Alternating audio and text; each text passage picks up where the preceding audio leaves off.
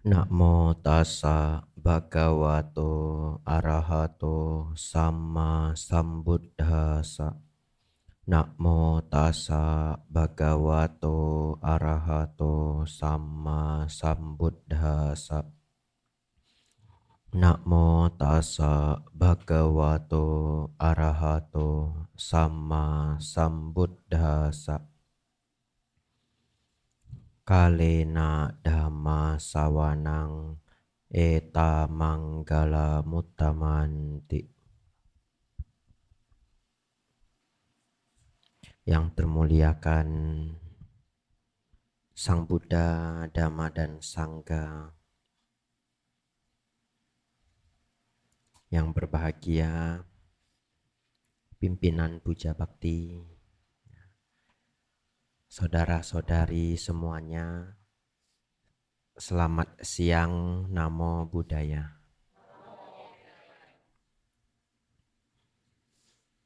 Ya, siang hari ini kita berkumpul ya untuk belajar Dhamma bersama. Dan ini ramai sekali ya. Sudah full wiharanya. Kalau tambah lagi 10 orang bingung sudah kita. Pasang tenda ya? Iya. Iya, pernah pasang tenda belum? Pernah. Oh ya. Waisak ya. Ya, baik. Ya, saudara-saudari, beberapa hal ya yang akan kita pelajari siang hari ini.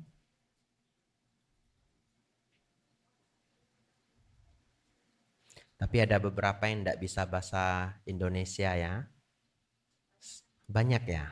So for all of you don't speak bahasa, ya, I think you can enjoy the atmosphere.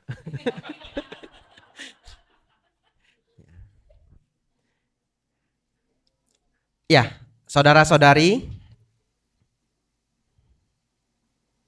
kita mulai dengan pertanyaan yang sering ditanyakan oleh umat Buddha. Ya, di sini saya belum ketemu pertanyaan ini. Ya, tapi di beberapa provinsi saya dapat pertanyaan ini. Yaitu, setelah belajar Dhamma, Sang Buddha mengingatkan kita bahwa setiap orang mewarisi karmanya sendiri-sendiri. Ya.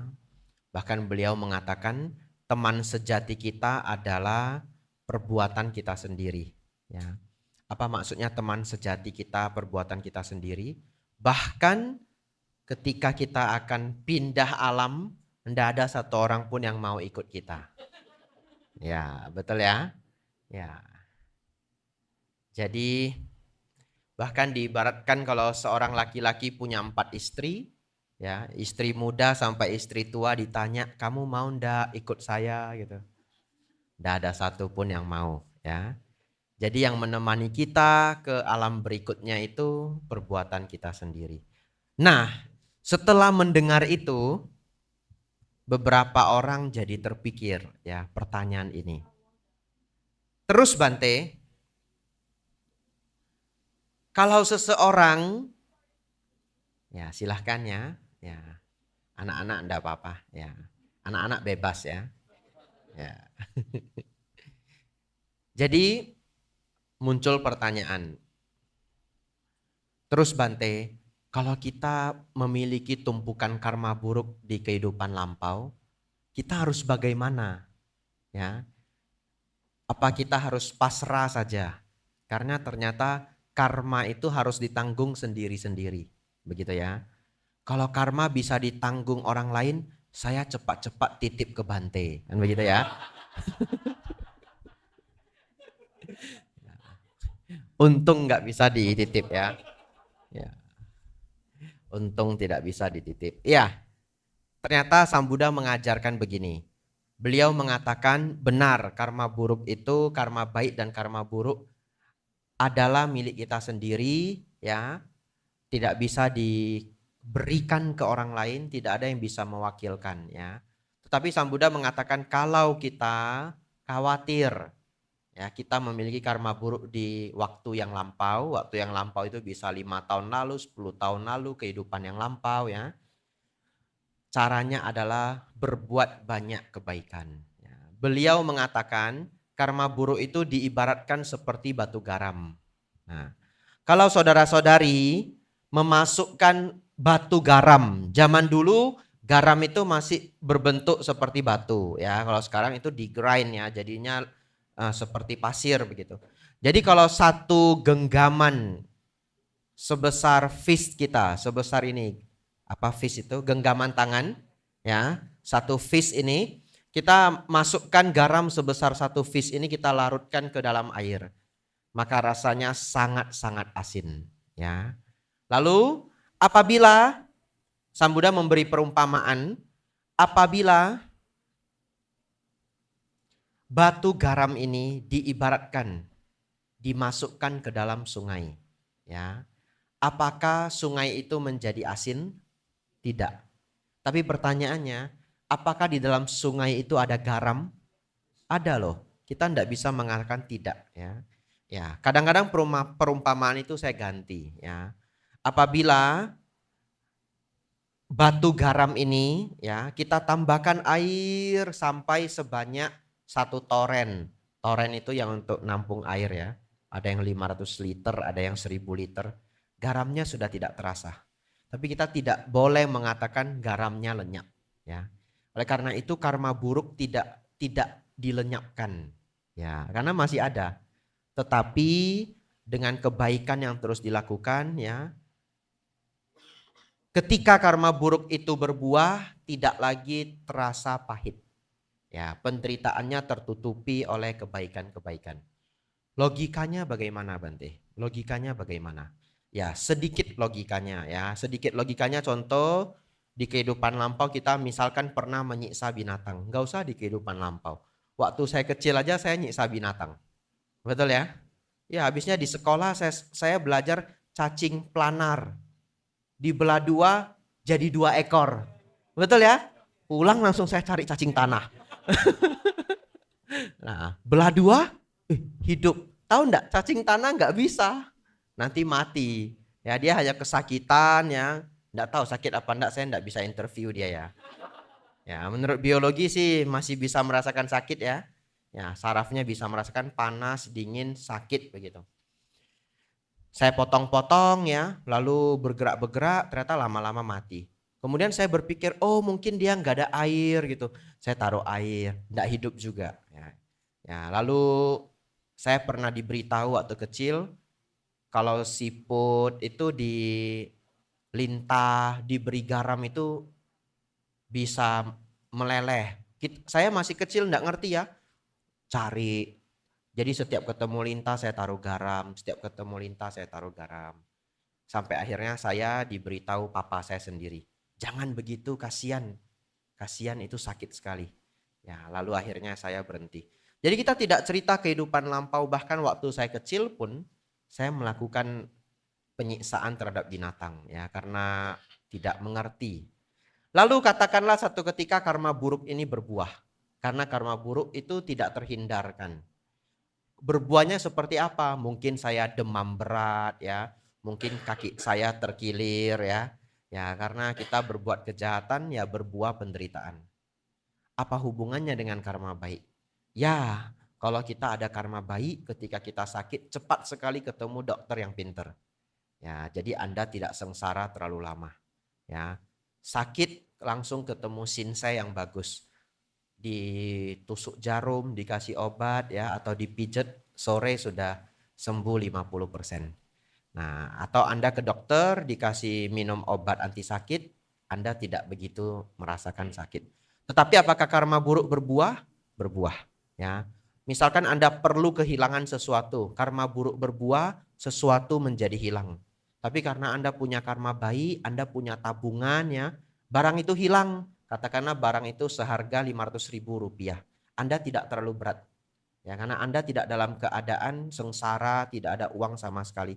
Tapi pertanyaannya, barang itu hilang nggak? Hilang.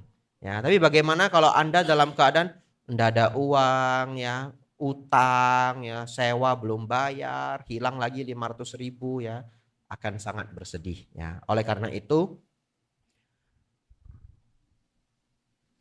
apabila khawatir karma buruk lampau kita menghantui kita, ya, teruslah menambah air, ya, bagaikan air asin yang terus ditambah air, kebajikan menutupi atau mengurangi penderitaan dari karma buruk yang berbuah. Baik, tadi sebelum kita puja bakti siang tadi, saya ada cerita mengenai adithana, ya. Di dalam ajaran Sang Buddha, kita tidak berdoa meminta kepada siapapun. Apabila ada harapan, ada keinginan yang ingin diwujudkan, kita membuat tekad. Tekad itu kita sebut dengan adithana. Ya, sembari membuat tekad, kita berjuang, ya, untuk mewujudkan apa yang kita harapkan dan mengharapkan karma baik dapat berbuah. Nah, oleh karena itu setiap orang, saudara-saudari boleh survei nanti, ya. Kalau di kota Medan itu ada kelenteng rame sekali. Kuan Kong, Irian Barat. Kuan Tek Kong. Bahkan kalau Cik Capgo ke sana itu pasti menangis, ya. Ya. Iya, asap dupanya itu terlalu padat, ya, sampai air mata pasti mengalir. Air mata pasti mengalir. Saya dulu waktu remaja juga pergi sembayang juga, ya. Karena katanya semua orang kaya di kota Medan sembayang Kuan Kong. Wah, ini nggak ikut sembayang, ini kalah saingan ini. Cepat saya pergi sembayang juga, ya. Oh iya. Terus sembari sembayang, dari yang lucu itu di kota Medan, ada kepercayaan bahwa sembayang dewa itu ada urutannya. Jadi kalau salah urutan, hokinya kurang. Nah, terus saya punya teman baik, ya, yang papanya sukses sekali. Salah satu orang sangat sukses di kota Medan. Wah, cepet-cepet saya ikuti. Aceh itu sembayang apa duluan, kita sembayang duluan. Ya, unik loh. Semua orang kan sembayang tikong duluan toh. Aceh ini punya urutan yang berbeda. Tahu beliau atau dia sembayang siapa dulu? Anda tidak akan terpikir. Tapi setelah saya sebutkan Anda akan bangga. Buddha Gotama. Nah, jadi Aceh itu sembayang Buddha Gotama dulu. Baru Tikong. Iya. Ya, saya tanya kenapa? Kata Acehnya, iya, Buddha Gotama itu lebih tinggi dari Tikong. Wah. Mungkin itu tanda pertanda-tanda saya sudah mau masuk Theravada, ya.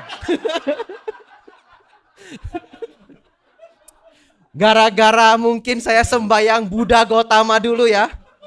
Tidak dikirim jadi pengusaha, ya. Wah, ini anak muda hebat ini. Dari semua sedikit yang sembayang Buddha Gotama langsung, ya.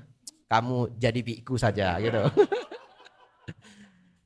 Saya ikuti semua urutan Aceh itu, ya. Lalu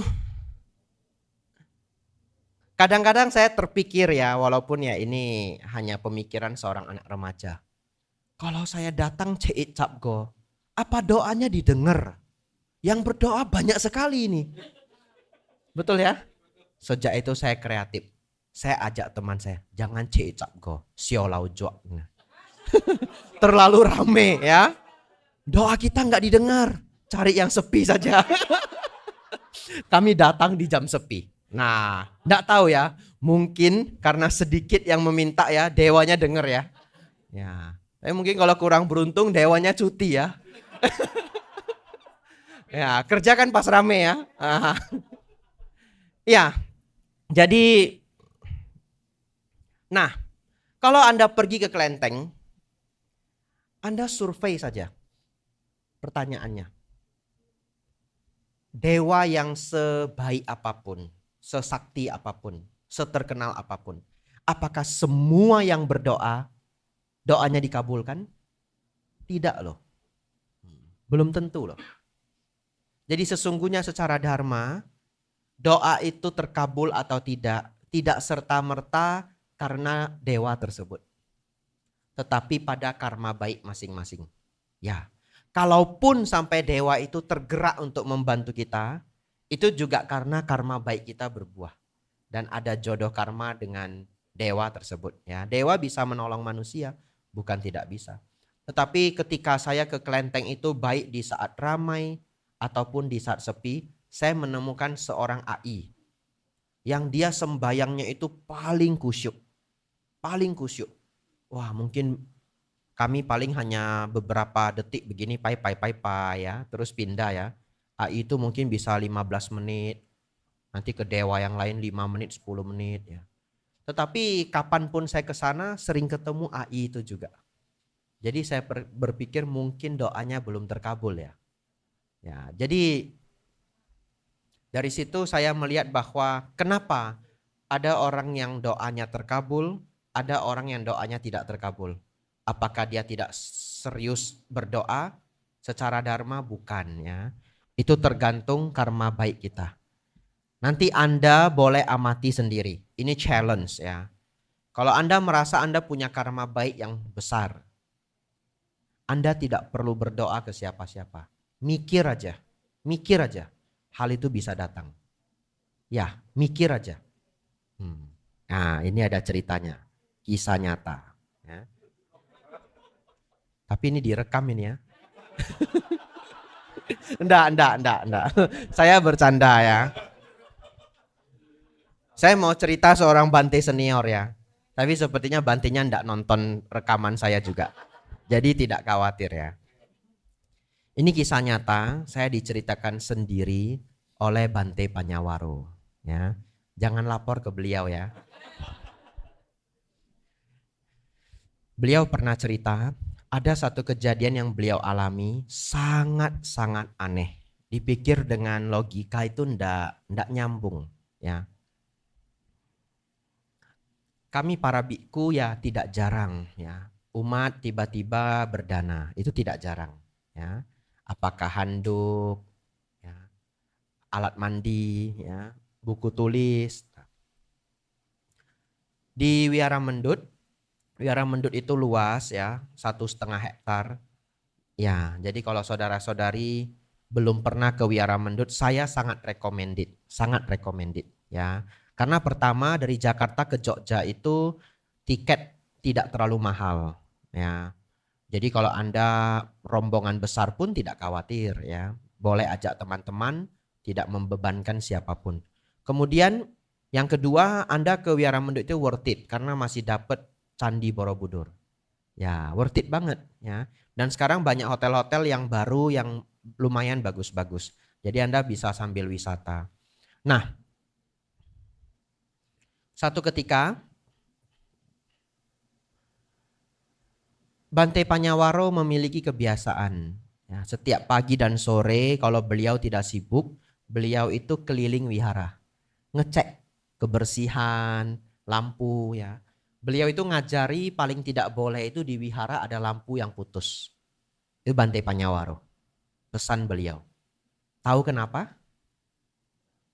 Kata beliau ya. Kalau di wihara ada lampu yang putus, nah langsung nyala toh.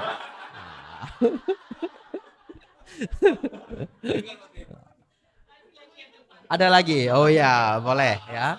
Ya. Langsung nyala ya. Nggak putus ya? Ya. Alasannya adalah beliau mengatakan kalau di wihara nanti ada lampu yang putus, mungkin ada yang berpikir begini, ini biku di sini kok malas sekali. Atau saya ambil yang di atas, taruh di sini. Ya. Baik, beliau ngecek kebersihan ya. Kita punya di Wihara Mendut ada karyawan 10 ya. Yang kebersihan, 3 yang menjaga para biku. Baik, pada pagi hari itu beliau masuk ke ruang tamu, membuka gorden dan gordennya rusak. Lalu muncullah pikiran beliau. Beliau cerita, oh nanti beberapa hari lagi ya pergi ke Jogja bersama Kapia ya untuk mencari gorden yang baru. Ya, karena yang barang yang rusak harus segera diganti. Itu ada di Sutta loh. Ya, nasihat Sang Buddha, sesuatu yang rusak segera diperbaiki. Ya, salah satu nasihat Sang Buddha untuk menjaga harta. Ya, Maksud beliau adalah karena sesuatu yang rusak tidak kita perbaiki, nanti semakin rusak biaya memperbaikinya semakin berat. Ya, jadi salah satu good habit itu barang rusak langsung diperbaiki. Nah, begitu muncul pemikiran itu, besoknya saya lupa apakah besok atau 2 hari lagi. Tapi sepertinya besok ya, antara itulah dalam waktu dekat. Tiba-tiba datang seorang ibu tidak dikenal. Beliau tidak kenal ibu itu siapa.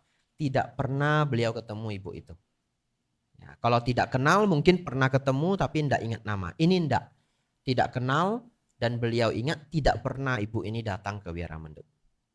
Stranger ini datang berdana gorden. Unbelievable. Ya, 365 hari, kalaupun ada orang ingin berdana gorden, kenapa hari itu? Betul ya? Berdana gorden aja itu udah aneh banget. Tapi 365 hari kenapa di hari itu? Gitu.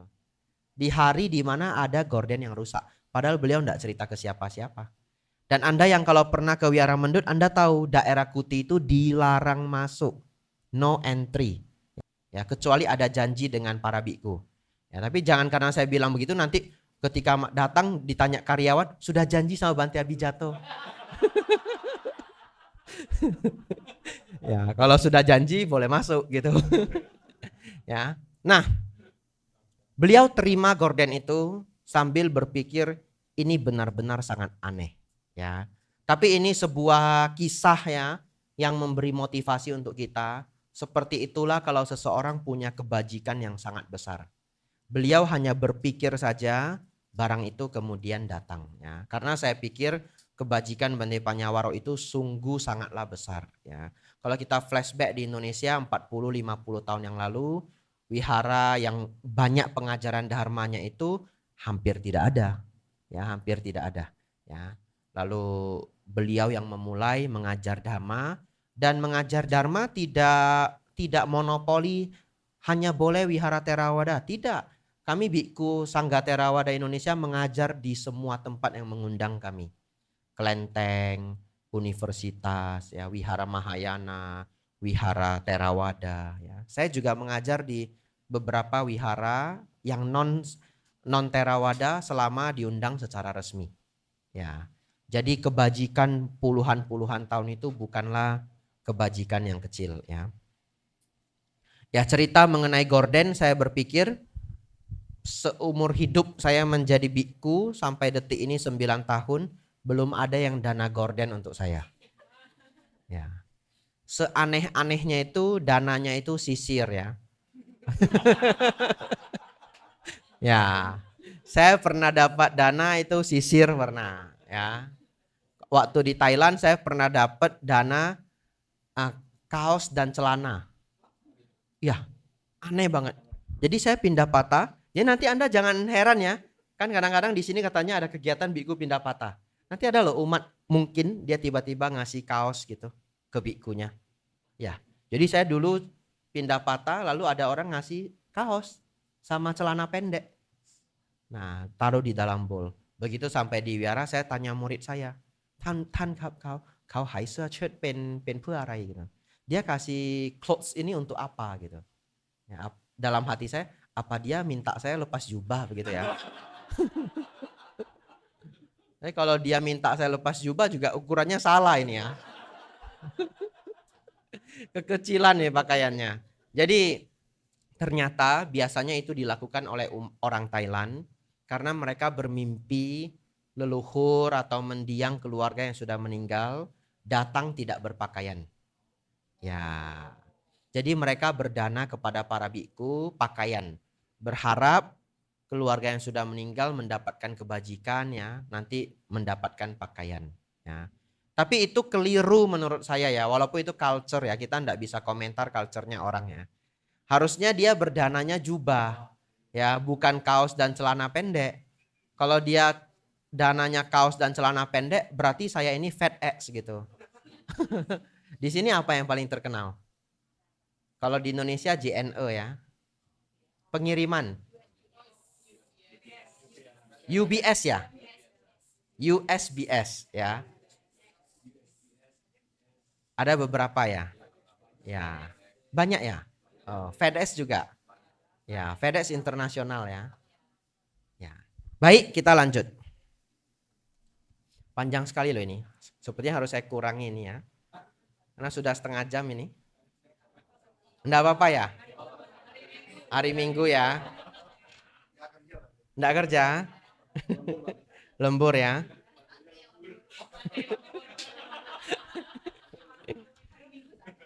Atau mungkin sudah saya rencanakan ya. Karena katanya Minggu 2 kali lipat ya. Kalau Sabtu 1,5 kali lipat. Ya. Baik. Kemarin ya saya dapat pertanyaan dari Ko Frankie mengenai bagaimana Bante kita bisa mengurangi kemarahan. Ya, itu salah satu dari pertanyaannya. Lalu mengenai kusala dhamma, yaitu kusala kama, sebenarnya sangat terkenal kusala kama ya, dan tidak seharusnya saya lupa. Tapi kusala karma itu 10 kusala kama itu adalah pecahan dari 5 sila. Ya, jadi sometimes Sang Buddha menjelaskan sila itu 5, sometimes Sang Buddha menjelaskan 8, sometimes Sang Buddha menjelaskan 10. Ya, karena beliau kan mengajarnya 45 tahun ya. Namanya seseorang mengajar itu berubah-berubah tergantung siapa yang mendengar ya. Dan kadang mungkin seperti awal-awalnya Sang Buddha tidak memasukkan itu Surameraya Majapahmadhatthana. Ya. Kemudian mungkin beliau menemukan kasus bahwa orang yang mabuk-mabukan itu sangat merusak kehidupannya, membawa pada penderitaan. Beliau tambahkan Surameraya. Nah, ini contoh di 10 sila yang disebut 10 kusala kama itu, yaitu tidak membunuh, ya, tidak mencuri, tidak asusila. Ini yang badan jasmani. Ya, seperti yang saya katakan kemarin bahwa 10 kusala kama ini sebenarnya ya perbuatan baik melalui pikiran, ucapan, dan perbuatan. Nah, ini pecahannya. Jadi yang dari perbuatan 3, tidak membunuh, tidak mencuri, tidak asusila. Dari ucapan 4 ya itu adalah musawada, tidak berbohong, tidak berkata kasar, tidak mengadu domba, tidak gosip yang buruk. Dan dari pikiran itu 3 ya, tidak serakah, tidak marahan, dan tidak berpandangan salah. Totalnya 10 ya. Pecahan dari Pancasila. Jadi Pancasila kalau kita buka musawada itu secara lengkap ada 4 poin, ya jadi 8 poin. Ya, ya jadi seperti itu. Nah, sekarang mengenai marah, ya, mengenai marah. Bagaimana Bante agar kita mampu mengurangi kemarahan? Ini real story hidup saya ya. Belajar dhamma itu salah satu rewardnya adalah kemarahan berkurang.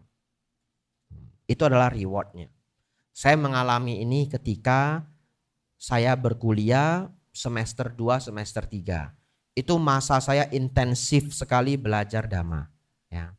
Dan setelah 1,5 tahun, saya terkejut satu ketika. Jadi setelah 1,5 tahun intensif belajar dhamma, saya baru sadar kalau kemarahan saya itu drastis berkurang.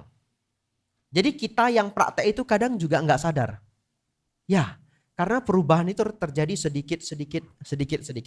Ini real story hidup saya. Saya bukan orang yang actually tidak temperamen. Bukan. Saya orang yang terlahir panas. Ya. Bahkan dalam nama Tionghoa saya dikasih S. Ada ping. Ya. Karena akong saya sangat pintar menghitung. Setelah dia hitung anak ini kepanasan ya. Dikasih S. Ya, ping. Ya. Terus saya diberi nama tengah itu bahasa Wen. Jadi Wen Ping. Ya, dan anehnya saya benar-benar sangat menyukai bahasa. Ya, jadi Akong Chun juga Akong ini ya. Ya.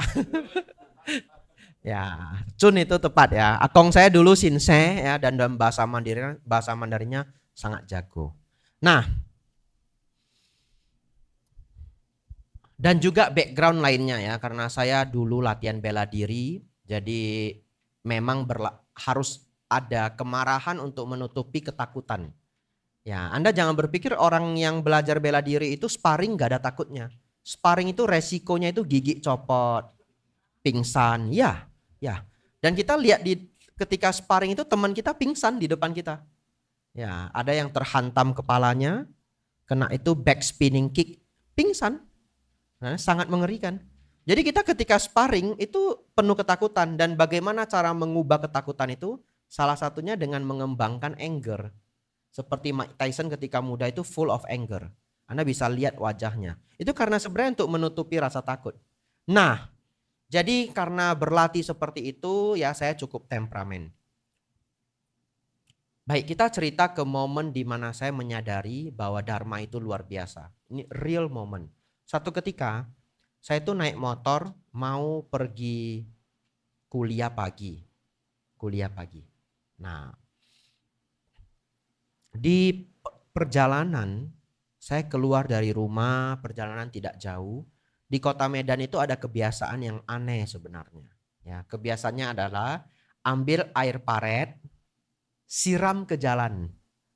Ya, tujuannya supaya debu itu enggak naik. Padahal sebenarnya itu mikroba semua. Ya. Iya, yang naik itu malah kuman ya toh. Iya. Jadi pagi-pagi ada seorang ibu-ibu, dia penjaga warung kopi di tengah jalan.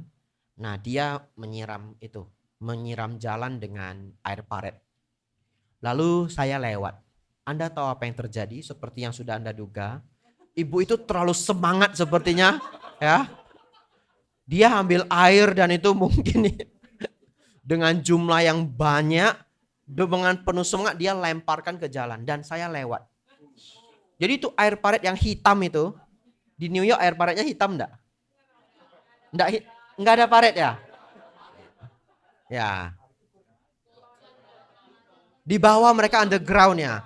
Mungkin karena buat yang gede itu jadinya enggak kelihatan yang kecil lagi ya. Ya, kalau kita drainage ya itu bahasa Inggrisnya. Paret kita itu waduh kotornya enggak ketolongan dah. Ya. Itu lalu airnya tuh semua. Nah, mungkin kalau dikecap-kecap masih ada.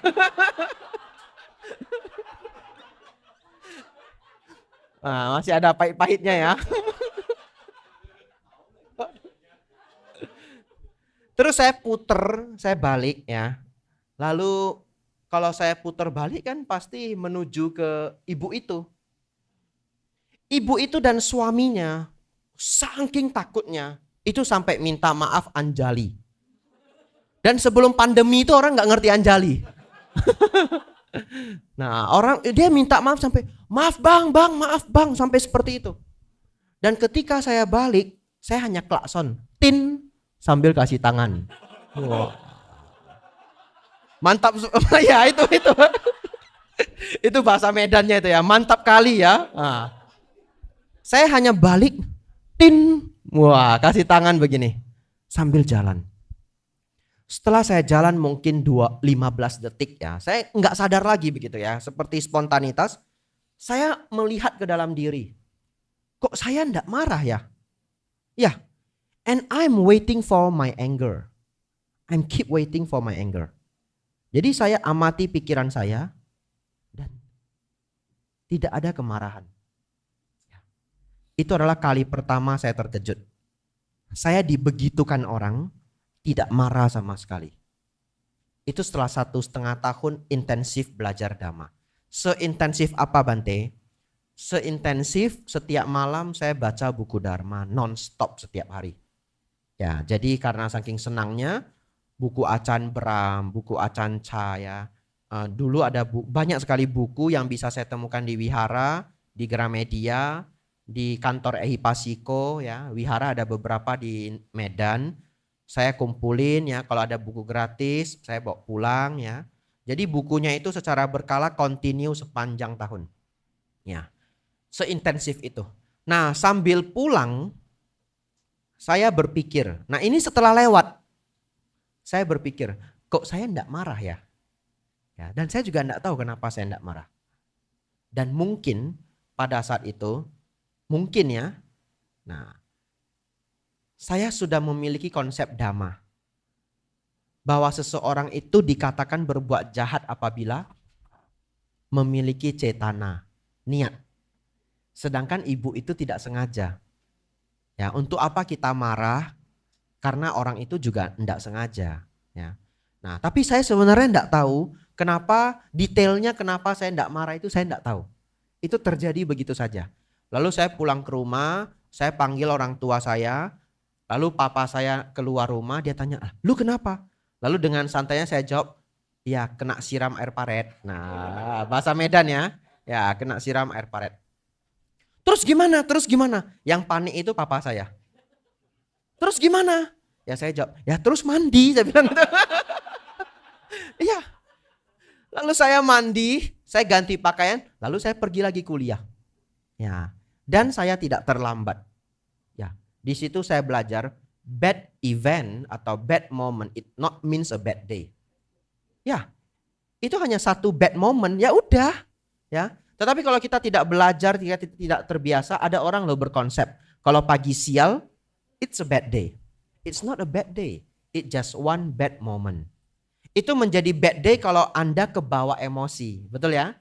Saya pulang, saya tidak marahan dengan orang tersebut. Kalau saya marahan, saya pasti habis 15 menit. Telat. Di kampus, saya sial lagi. Lewat 15 menit telat sama dengan absen. Mau duduk boleh, tapi absen. Ya, jadi tidak ada kemarahan, pulang, mandi, pergi kuliah, everything is very good. Ya, itu adalah kali pertama saya sadar kemarahan berkurang. Ya. Nomor 2 tidak saya ceritakan panjang, just lewat aja. Saya menyadari kemarahan sangat berkurang karena saya bisa diskusi dengan orang yang dulu kalau saya berdiskusi pasti berantem. Ya, tetapi setelah belajar Dhamma 1,5 tahun, 2 tahun tidak lagi berantem. Ya, saya bisa duduk mendengarkan. Di situ saya belajar bahwa pandangan yang berbeda itu wajar. Ya. Dan untuk hal yang tidak penting tidak perlu kita perdebatkan. Jadi kalau Anda ngobrol dengan teman, Anda tidak perlu memperdebatkan semua hal, ya. Anda debatkan saja kalau itu memang penting, ya. Jadi kalau dia punya pandangan sesuatu, dia C, kita A, renungkanlah. Nggak penting, oh ya, ya. Ya, just begitu saja. Ya, kamu jangan makan nasi putih lagi, nasi merah loh. Nasi putih itu bisa menyebabkan A, B, C, D, E, F, G. Ya, selama kita masaknya nggak barengan, kita tinggalnya nggak barengan, betul ya? Ya, kecuali tinggalnya barengan ya, mungkin harus berantem dulu sampai memutuskan nasi putih atau nasi merah, betul ya? It's just a conversation, betul ya? Kita cukup menjawab, ya nanti saya coba renungkan. Atau oke, I will try it gitu ya. Ya setelah itu kan kita pulang toh. Ya kenapa harus memperdebatkan itu? Mungkin itu hal-hal yang saya pelajari. Mungkin untuk saudara-saudari semua itu hal biasa. Tapi pada saat itu saya masih remaja. Bagi saya itu hal yang luar biasa. Ya, saudara-saudari, baik.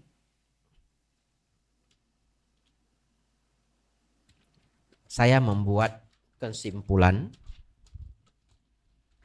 Kan belum menjawab bagaimana mengurangi kemarahan. Ya, belum menjawab ini. Caranya 3 saja. 3 saja. 1, good mindset. Good mindset.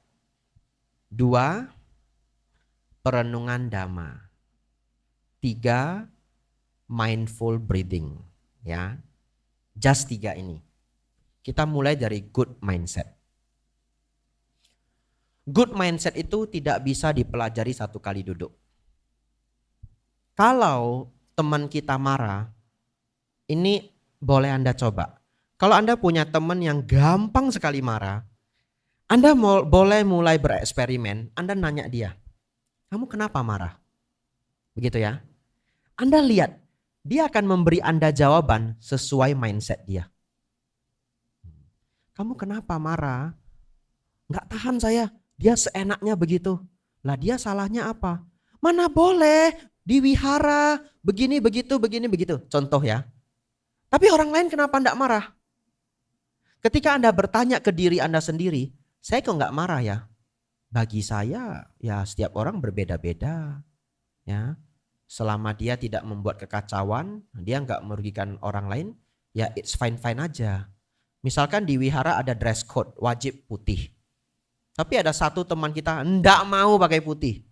Dia bagaimanapun datangnya pakai hijau, biru, ya. Ya sudah. Ya toh? Ya sudah. Kalau orang baru datang juga nggak ngerti pakai baju putih. Biar aja kita menganggap dia ya orang baru begitu ya. Atau ya sudah, setiap orang punya pandangannya sendiri-sendiri. Tapi orang yang marah tadi nggak bisa. Apa yang berbeda antara orang yang marah dan orang yang tidak marah? Yang berbeda adalah mindset. Mindset inilah dalam ajaran Sang Buddha disebut pandangan. Tapi ini banyak banget. Banyak banget. Nggak bisa saya tuangkan semuanya hari ini. Tetapi itu semua bisa saudara-saudari kumpulkan dari sering mendengarkan Dhamma. Ya, jadi mindset dari Dharma itu nanti akan mengalir ke dalam diri kita sedikit demi sedikit. Mindset kita pelan-pelan berubah. Anda perhatikan, kadangkala saya memberi ceramah atau anusasana, mesti ada beberapa hal yang Anda nggak setuju. Nggak semua ya, di antara saudara-saudari. Kalau ketika ada sesuatu yang Anda tidak setuju, dan itu bukanlah opini Bhikkhu Abhijatto, saya mengatakan ini dari Sutta, itu adalah opini Sang Buddha, Anda coba pikirkan kembali. Kalau Anda ingin menjadi lebih bijak, pasti ada sesuatu yang harus kita ubah dari mindset kita yang sebelumnya. Ngerti maksudnya ya? Ya, kalau misalkan ajaran Sang Buddha semua sama dengan yang selama ini saya pikirkan, berarti kebijaksanaan saya dengan Sang Buddha itu selevel. Iya toh? Meski setelah kita mendengarkan Dharma kita kayaknya enggak ini. Kayaknya enggak ini. Tapi setelah Anda mau untuk mendengar advice dari Sang Buddha itu ya, walaupun yang memberitahu adalah para Bante, mungkin saya, Bante Atadiro, Bante Santacito, tapi ketika kami mengatakan ini dari Sutta, sesungguhnya itu adalah advice dari Sang Buddha. Ya, Anda kalau ragu Anda boleh cek sutanya kira-kira di mana ya. Atau Anda baca sendiri itu di buku. Kalau di buku 100% akurat. Karena ketika seorang bhikkhu menulis atau seorang penulis menulis, dia ngecek dulu. Betul ya? Kadang-kadang bahkan ada footnote-nya seperti yang kita pelajari kemarin. Kalau ada nasihat Sang Buddha yang kok beda ya dengan yang selama ini saya pikirkan. Itulah momen kita punya kesempatan menjadi lebih wise. Ya, kalau tidak ada yang berbeda, berarti tidak perlu belajar ajaran Buddha. Ya. Contoh, kemarin-kemarin saya cerita bahwa kalau kita meninggal, seseorang mendoakan kita atau tidak mendoakan kita, itu tidak ada hubungannya dengan kemana kita akan terlahir. Ya. Karena ini yang disampaikan Sang Buddha, seseorang akan terlahir apakah di alam surga atau di alam rendah, itu benar-benar tergantung pada kualitas pikiran, ucapan, dan perbuatannya. Kualitas dari apa yang dia lakukan selama dia hidup. Jadi ketika seseorang telah meninggal, mau didoakan atau tidak didoakan, itu tidak mengubah kemana dia akan terlahir. Tapi saya yakin pernyataan ini challenging banget. Yang pertama, good mindset ya. Yang kedua, perenungan Dhamma. Sebenarnya ini saling berhubungan ya. Ini singkat saja. Saya beri contoh bagaimana perenungan Dharma itu menjadi dasar untuk mengurangi kemarahan kita. Ya. Contoh, kalau kita dulu tidak banyak belajar Dhamma, kalau kita kehilangan barang atau barang kita rusak, ya, kita lantas menjadi sangat kesal, ya, bukambuan, ya, sangat kesal sekali. Tapi setelah belajar Dhamma, ketika kita melihat barang kita rusak atau barang kita dirusakin orang, apalagi kalau dirusakin orang ya, Anda bisa memunculkan perenungan. Contoh, ya udahlah, karma buruk berbuah. Betul ya? Atau yang kedua, sudahlah, anicca, namanya barangnya bisa rusak. Atau yang ketiga, ya sudahlah, resiko punya barang. Betul ya? Ya, resiko punya barang. Kalau Anda memutuskan membeli barang yang mahal, ya Anda harus tahu resikonya. Kalau barang itu jatuh, barang itu lecet, siap-siap lebih sakit hati, betul ya? Ya. Jadi perenungan itu muncul dalam pikiran kita, tentu harus sedikit menggunakan effort ya. Dan itu bisa mengurangi kemarahan kita ya. Yang ketiga adalah mindful breathing. Kita stop dulu sampai di sini. Hanya 3 itu ya. Nanti ketika Anda pulang dari kegiatan ini, Anda boleh renungkan setiap kali Anda sukses menjadi tidak marah, biasanya tidak keluar dari 3 usaha ini. Ya. Perenungan atau mindful ketenangan. Ya, kita masuk ke mindful breathing. Baik, ini terakhir ya, kertasnya habis. Ya. Dan saya lihat ya, saudara-saudari juga semangatnya sudah turun ya. Oh belum, masih kuat ya. Kenapa? Overtime. Baik, ini yang sangat powerful ya. Saya mengajar di Indonesia di banyak provinsi, mendengar sangat banyak testimoni bahwa praktek ini sangat membantu ya.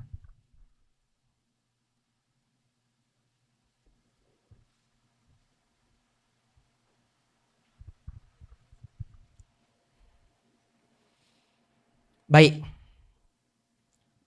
teknik ini disebut mindful breathing. Caranya adalah setiap saudara-saudari mengalami stres. Ya. Stres itu ditandai dengan kening menjadi ketat. Ya, rahang kita menegang, jantung berdegup kencang, otot-otot menjadi lebih kencang, dan nafas menjadi berat. Ya, itu ciri-ciri stres. Stres dalam psikologi itu artinya segala keadaan batin yang tidak nyaman. Ya, tekanan ya, singkatnya stres itu tekanan batin. Segala keadaan batin yang tidak nyaman kita sebut stres. Ya, saya kasih Anda pertanyaan. Sedih, nyaman atau tidak nyaman?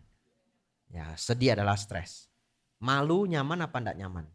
Ya, malu adalah stres ya. Jadi semua kondisi batin yang tidak nyaman kita sebut stres. Marah, sedih, malu, takut, kecewa, kesal, cemburu, gelisah, dan yang lainnya. Semua disebut stres. Baik, ketika Anda stres, dari ciri-ciri fisik tadi, tidak ada satupun yang bisa kita pengaruhi kecuali nafas. Kening menjadi ketat. Jaw, rahang menjadi ketat. Gak bisa. Kalau kita sudah stres ini menegang ya. Anda pukul-pukul begini dia juga gak mau turun. Betul ya? Iya, stres ini. Nah, rahang menjadi kencang ini. Jantung berdegup. Dup, dup, dup, dup, dup, dup, dup. Bisa enggak Anda menenangkan jantung? Gak bisa toh. Dia otomatis. Lalu otot-otot menjadi kencang ya. Secara biologi ini disebut fight and flight system. Ya, ketika kita merasa takut, ada ancaman ya, tubuh kita menjadi seperti itu untuk meningkatkan kadar oksigen di tubuh ya. Satu-satunya yang bisa Anda pengaruhi hanyalah nafas. Tidak ada yang lain. Kalau Anda tidak memberi pengaruh ke nafas, nafas otomatis berat. Anda perhatikan, orang yang terkejut nafasnya, orang yang sedih banget nafasnya seperti ini. Orang yang ngamuk berat nafasnya seperti ini. Saya belum pernah ketemu orang yang ngamuk tapi nafasnya itu mendalam, belum ada. Berapa kali saya bilang sama kamu ya? Belum ada. Belum ada ya. Nah, belum ada. Pasti nafasnya berat dan pendek. Jadi nafas yang berat dan pendek ini adalah sinyal stres. Oleh karena itu, kapanpun Anda mengalami stres, Anda harus menghentikan sinyal stres ini. Dengan cara tegakkan kesadaran, pause, berhenti sebentar, berhenti maksudnya berhenti berpikir, ya, lalu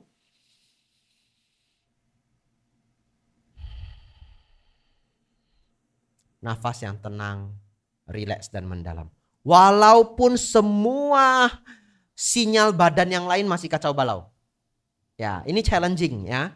Di sini ketat, di sini tegang, wajah sudah merah, otot sudah kencang, jantung dup dup dup dup dup. Tapi Anda harus berjuang. Nafas yang tenang, rileks dan mendalam. Kalau Anda berhasil melakukannya, stres Anda akan turun. Salah satunya adalah kemarahan, ya.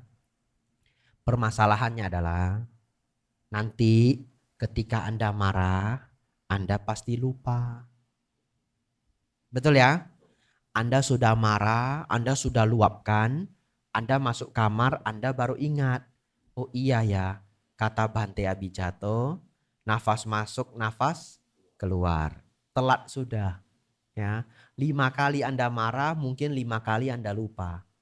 Ya, oleh karena itu Anda harus training. Kalau Anda tidak training, umumnya gagal. Ya, cara trainnya bagaimana Bante?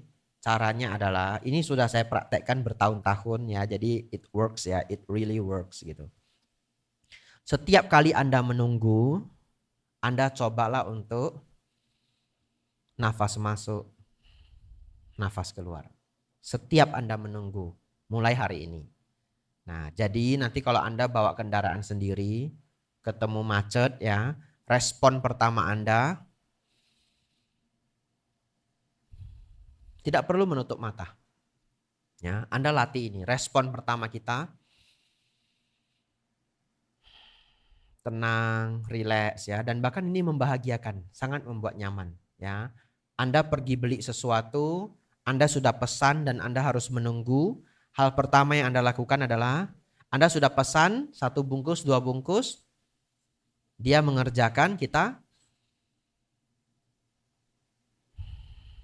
nafas masuk, nafas keluar ya.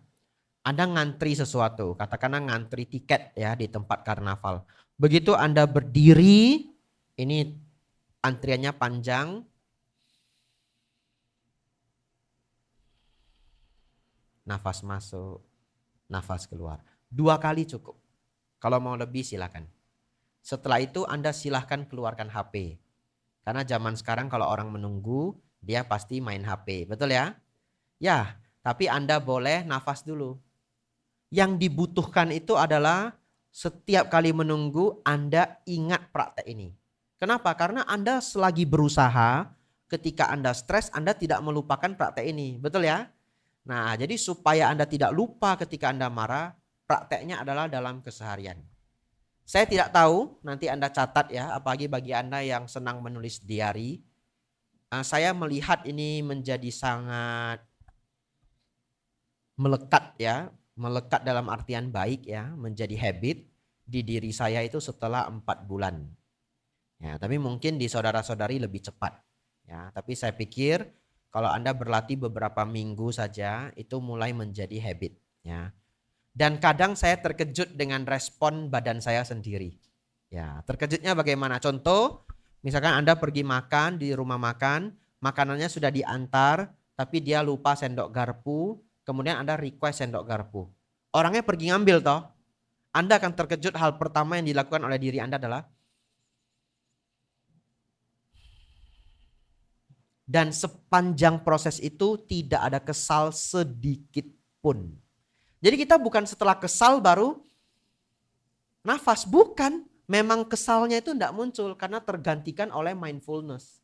Ya, jadi kesalnya itu tidak muncul, tergantikan oleh relax. Inilah luar biasanya latihan ini.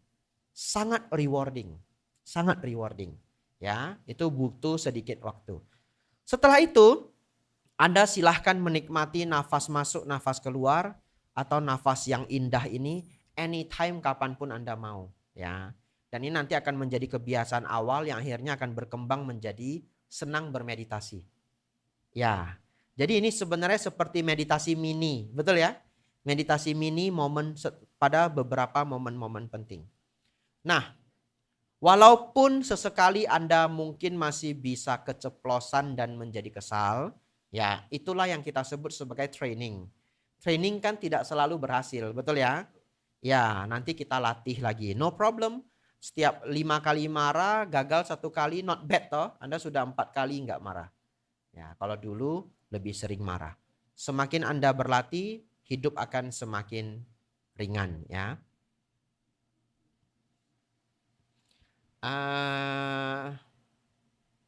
Ya, ini mindful breathing ya. Untuk menutup ceramah dhamma kita sore hari ini.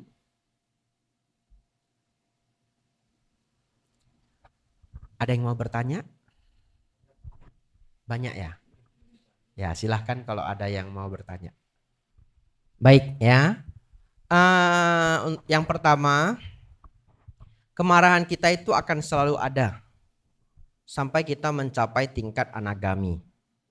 Ya, dan pencapaian tingkat anagami itu ditembus dengan meditasi dan pencapaian jana. Jadi kalau seseorang tidak menjadi meditator secara serius, full time meditator, tentu sulit menyentuh pencapaian jana, sehingga ya jauh dari pencapaian yang kita sebut anagami ya. Jadi kalau seseorang belum mencapai tingkat anagami, dia selalu akan ada kemarahan. Hanya intensitasnya tinggi atau rendah. Ya. Jadi ketika saudara mengatakan bahwa Bante saya masih ada kemarahan ya, bagaimana agar kemarahan ini tidak muncul lagi? Ya, jawabannya adalah mencapai tingkat kesucian yang tinggi. Tetapi kan itu bukan jawaban yang bisa kita lakukan saat ini ya. Jadi nasihat untuk saat ini adalah kita hanya bisa berusaha untuk reduce. Ya, kita hanya bisa reduce ya. Dan Anda, kita semua sebenarnya, setelah kita belajar Dharma dan kita merasakan kemarahan kita berkurang, Anda tahu enggak? Kalau Anda bisa reduce setiap kita marah, kita bisa reduce 40% aja. Itu udah sangat luar biasa. Jadi yang namanya reduce anger itu kita tidak harus berpikir bahwa angernya itu harus 0. Kalau Anda bisa reduce 40% saja, itu sudah membantu Anda setiap kali Anda marah. Tahu membantu apa? Membantu Anda tidak meledak. Betul ya? Iya, karena kalau meledak muncul kerugian. Di tempat kerja kita meledak, kerugiannya apa? Dipecat. Betul ya? Tapi kalau kita marah tapi belum meledak, ya udah kita hanya menderita. Betul ya? Tidak ada dampak yang terlalu besar. Jadi untuk tahap awal kita bisa reduce saja, itu benefitnya udah besar banget. Kita nggak kehilangan pekerjaan, tidak kehilangan teman, tidak kehilangan keluarga. Loh kok Bante bikin contohnya begitu? It's a real things. Ada nggak orang kehilangan pekerjaan karena marah? Kehilangan istri atau suami karena marah? Kehilangan anak karena marah? Kehilangan harta karena marah? Betul ya? Iya, it's a real things. Kehilangan harta karena marah. Kok bisa Bante? Ya, karena marah dia tampar seseorang. Lalu viral, masuk penjara. Lalu viral, dia dipecat. Betul ya? Ya, jadi kadang karena kita marah kita bisa kehilangan sangat banyak hal. Jadi punya kemampuan untuk reduce anger di tahap awal itu sudah sangat luar biasa. Pelan-pelan kita reduce lebih banyak, reduce lebih banyak, reduce lebih banyak, reduce lebih banyak. Jadi PR dalam kemarahan itu ada 2. 1, contoh setiap kali kita marah, marahnya 70%. Contoh ya. Maka PR pertama adalah Anda punya obat yang ketika kemarahan itu hampir naik ke 70%, Anda bisa kurangi ke 35% atau 40%. Inilah mindful breathing. Betul ya? Yang kedua, bagaimana caranya agar lain kali at the random time Anda marah, dia nggak marah 70% lagi. Marahnya 60% aja. Inilah good mindset dan meditasi. Ya, jadi yang tugas kita yang pertama, reduce when it happens. Yang kedua, reduce degree dari kemarahan itu. Ya, 2 hal ini PR kita. Baik, gimana caranya Bante? Caranya adalah 1, sering mendengarkan Dhamma. Ya, cari ceramah-ceramah dari biku-biku yang kita sukai. Biku siapa aja boleh, yang dharmanya bagus. Lalu secara berkala kita mendengarkan dharma. Jadi kalau di mobil ya kita bisa putar itu di mobil ya. Ketika mungkin tidak ada pelanggan. Ya kita bisa putar ya. Nah, cari Bante favorit kita atau campur mix ya. Ya itu salah satu cara. Ya, atau senang membaca buku Dharma. Itu yang untuk membantu mengurangi degree ketika kita marah. Yang kedua, cara yang kedua adalah latih meditasi di rumah sebelum berangkat kerja. 20 menit. 20 minutes is enough. 15 menit sampai setengah jam. Jadi ya saya ambil 20 menit. Ya, pagi hari sebelum kerja. Kenapa? Karena dengan kita menenangkan pikiran kita sebelum kita pergi bekerja, itu melindungi kita sepanjang hari. Ya, mungkin 10 hari pertama efeknya tidak terlalu kuat. Tapi kalau itu dilakukan rutin, efeknya akan terasa. Ya, 20 menit nanti ditambahin pelan-pelan. Setiap pagi sebelum pergi bekerja. Tidak harus tepat sebelum pergi bekerja. Tapi jam setelah kita bangun. Ya, dicoba latihan meditasi. Yang ketiga, tadi saya memberi cara untuk mengurangi kemarahan itu adalah good mindset, perenungan dhamma, dan mindful breathing. Kan 3 toh. Masalahnya ada perenungan dharma yang saya letakkan di nomor 2. Perenungan dharma ini kan luas banget. Apa yang mau direnungkan Bante, itulah yang harus kita cari. Dan setiap pribadi berbeda-beda. Ya, setiap orang itu punya mantra khusus untuk dia tidak marah. Dan setiap orang berbeda-beda. Dan bagaimana kita menemukan mantra khusus itu, kita harus dengerin banyak dharma, lalu kita cari yang kita suka. Contoh, saya sering menggunakan kata adalah, itu di luar kontrol saya. Nah, contoh ya. Ya, misalkan saya yang bawa mobil, misalkan ya, jangan dilaporin ya. Contoh aja ya. Saya bawa mobil, kemudian ada orang yang tiba-tiba serampangan ya, menggunakan jalan serampangan, ya mungkin kita hampir menabrak dia atau dia mengganggu kita. Salah satu mantra yang senang saya gunakan adalah mungkin saya terhentak, tidak marah karena ya udah, itu adalah sesuatu yang nggak bisa saya kontrol. Ya contoh ya, it's out of my control, it's out of my control. Ya kita jalan lagi. Tapi setiap orang harus mencari keyword. Ya mantra Anda sendiri. Boleh apa aja. Boleh dharma, boleh wisdom secara umum ya. Jadi nanti kalau Ko Frankie sudah menemukan itu bisa menjadi perenungan harian. Boleh panjang, boleh pendek, whatever. Ya. Dan mantra kita bisa upgrade. Ya, kita bisa menemukan mantra yang lebih wise lagi dari sebelumnya. Jadi dari masa ke masa kita akan merasa dharma menjadi lebih efektif karena kita upgrade. Ada sesuatu yang dulu kita tidak pernah pelajari. Setelah kita pelajari, oh iya ini bagus sekali ya. Lalu kita adaptasi. Pelan-pelan kita upgrade lagi, upgrade lagi, upgrade lagi. Ya, satu ketika mungkin kita menjadi tidak marah hanya karena satu kata. Anatta. Oh, itu dalam sekali. Nah, betul ya? Nah, tapi ini fakta gitu bahwa setiap orang itu berbeda-beda apa yang dia gunakan ya, dan itu upgrade dari waktu ke waktu. Jadi hampir ketabrak ya, nggak jadi marah, anatta. Wah, itu mungkin saat-saat Ko Frankie bentar lagi datang ke Biara Mendut.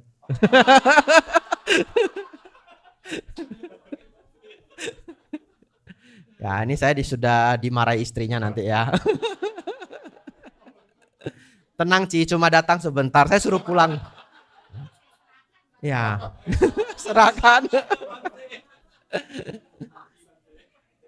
Ada loh orang ikut Pak Baja, istrinya tanda tangan. Pak Baja 2 minggu. Lalu istrinya tulis di bawah, hanya 2 minggu. Ya, jadi izinnya nggak boleh ditambah. Hanya 2 minggu ya. Baik. Jadi apa yang saya sampaikan tadi itu sebenarnya sangat luar biasa. Ya, simple, nanti Anda kembangkan sendiri. Kita belajar tidak marah itu dengan 3 hal, good mindset, perenungan, dan mindful breathing. Hanya 3 ini pada setiap orang berbeda-beda. Jadi Anda pupuk sendiri. Even beberapa orang hanya menggunakan perenungan. Tapi perenungan dia itu sangat wonderful, sangat luar biasa sehingga dia jarang marah. Beberapa orang memang sudah punya very good mindset. Kok bisa Bante? Parents. Siapa yang nanamin mindset ke kita? Parents. Ya, ada orang yang dari kecil dia jualan. Lalu papa mamanya sudah ngajarin, Jangan marah, marah itu bikin hilang rezeki. Dari dia kecil banget. Jangan marah, marah itu hilang rezeki. Lalu setiap kali dia mau marah, pelanggannya mungkin cerewet, langsung papa mamanya ajarin. Ngapain kamu marah atau dia kasih kita uang? Itu udah bagian dari resiko kita buka toko gitu. Ya, dia marah itu dia bayar kok marahnya dia. Ngerti maksudnya ya? Jadi pelan-pelan mindsetnya berubah. Saya punya teman yang sabar banget. Karena jualan dari kecil. Ya, jualan dari kecil. Sabar banget, nggak pernah lihat dia marah. Ya, jadi itu yang saya sebut good mindset. Jadi kalau Anda belum punya, berarti kita mungkin tidak terlahir, parents kita nggak ngasih kita itu. Sometimes parents kita malah ngasih sebaliknya. Ya, bisa aja parents kita di rumah juga marah-marah. Jadi kita absorb itu semua. Nah, hari ini kita berkesempatan datang ke wihara, ya itulah kita rombak-rombak mindset kita, ya. Oleh karena itu saya sangat sering mengulang, mendengarkan dharma itu adalah kunci dari pengembangan batin. Tapi kadangkala orang nggak klik gitu. Apa sih maksud bantenya?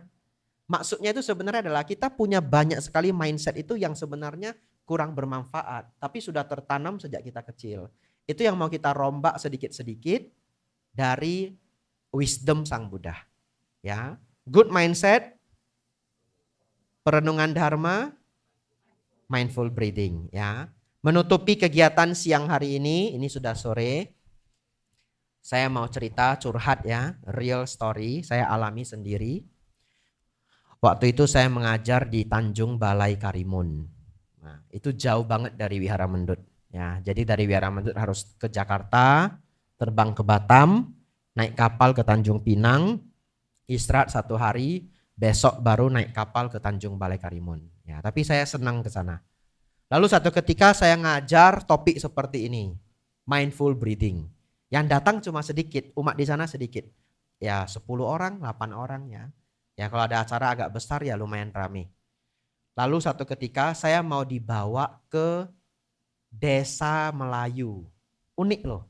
Ada satu desa di sana namanya Pasir Panjang. Namanya desa Pasir Panjang ya. Semoga saya tidak keliru. Ya, saya pikir sudah pas. Di sana ada sekitar 40-an keluarga, 40-an kakak yang Buddhis orang Melayu asli. Ya, dan mereka sudah Buddhis dari zaman dulu. Zaman Nusantara masih Buddhis. Jadi keturunan-keturunan umat Buddha asli dari Indonesia zaman dulu. Saya mau diantar ke tempat itu untuk mengajar. Saudara-saudari, yang menjemput saya itu janji jam 6. Saya menunggu jam 6, mendekati jam 6 tidak ada tanda-tanda mereka datang. Tapi enggak apa-apa, karena belum jam 6 ya. Nah, tiba-tiba lewat jam 6 belum datang juga. Masuk chat. Maaf Bante, kami telat. Bante nanti kami jemput 18.30. Bante silakan nafas masuk, nafas keluar dulu. Beneran dia tulis begitu.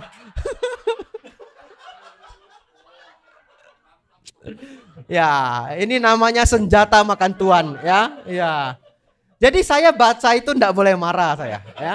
Setelah saya baca itu bohwat ya, bohwat. Nafas masuk, nafas keluar. Iya, itu pengalaman saya ya. Saya ngajar ini ke banyak provinsi, banyak sekali mendapat hasil. Semoga Anda bisa mempraktekkannya ya. Anumodana semuanya. Ya. Semoga Bapak Ibu, saudara-saudari semua semakin maju dalam dhamma, semakin maju dalam kehidupan. Sabe sata bhavantu sukhitata.